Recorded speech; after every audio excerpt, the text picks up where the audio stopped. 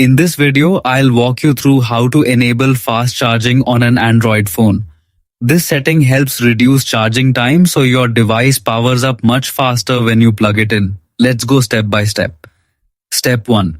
First of all, open the settings applications from your home screen or app drawer. Step 2. Scroll down and tap on battery. On some devices, this may appear as battery and device care or power management depending on your brand.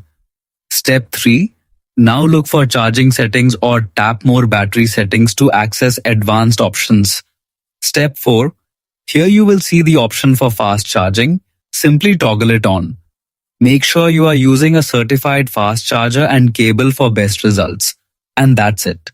Fast charging is now enabled on your Android device. Thanks for watching. For more simple Android tutorials and tech tips, stay tuned for the next guide.